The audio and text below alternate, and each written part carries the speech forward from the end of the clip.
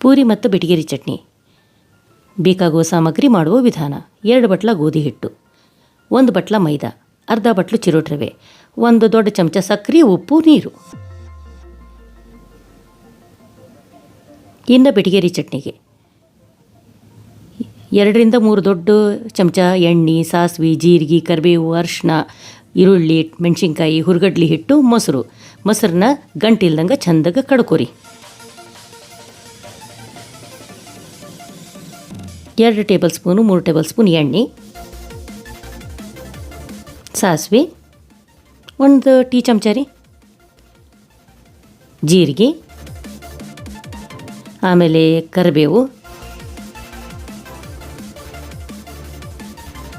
ಆಮೇಲೆ ಹೆಚ್ಚಿದ ಈರುಳ್ಳಿ, 3 ನಿಮಿಷ ಚಂದಾಗ ಬೆನಿಲಿ.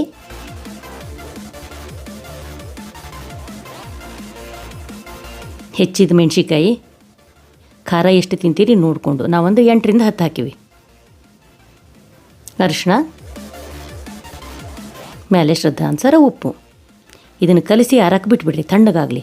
ಈಗ ಪೂರಿಗೆ ಎಲ್ಲ ಹಿಟ್ಟು ಹಿಂಗೆ ಚೆಂದಂಗೆ ಹಾಕಿ ಸಕ್ಕರೆ, ಉಪ್ಪು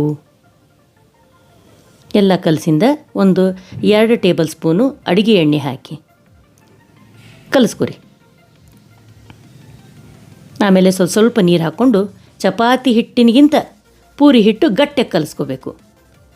ಅಂದ್ರೆ ಪೂರಿ ಎಣ್ಣೆ ಹಿಡಿಯಂಗಿಲ್ಲ. ಈಗ 1 ಬೌಲ್ನಾಗ ಹುರ್ಕಡ್ಲಿ ಹಿಟ್ಟು ಸ್ವಲ್ಪ ನೀರು ಹಾಕ್ಕೊಂಡು ಗಂಟಿರ್ಲಾರ್ದಂಗೆ ಚೆಂದಾಗೆ ಕಲಿಸ್ಕೊರಿ. ಆಮೇಲೆ ಇದಕ್ಕೆ ನಾವು ಕಡ್ದಿಟ್ಟಿರ್ತೇವಲ್ರಿ, ಆ ಮೊಸರು ಹಾಕಿ ಕಲಿಸ್ಬೇಕು.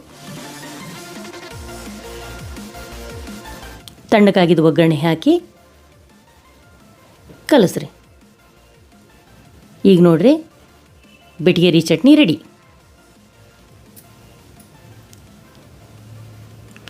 ಪೂರಿ ಮಾಡೋಕ್ಕೆ ಉಳ್ಳಿ ಹಿಂಗೆ ಗಟ್ಟಿಗೆ ಎಲ್ಲ ಚೆಂದಂಗೆ ಕತ್ತರಿಸ್ಕೋಬೇಕು. ಆಮೇಲೆ ಎಣ್ಣೆ ಸ್ವಲ್ಪ ಕಾದ್ಮೇಲೆ ಪೂರಿ ಕರೆದ್ರೆ ನೋಡಿರಿ, ಯಾವುದು ಎಣ್ಣೆ ಹಿಡಿಯಂಗಿಲ್ಲ, ಏನಿಲ್ಲ, ಚೆಂದಂಗೆ ಹಾಕ್ಕವು. ಬಿಸಿ ಬಿಸಿ ಪೂರಿ ರೆಡಿ ಹಾಕ್ಕವು. ಧನ್ಯವಾದ.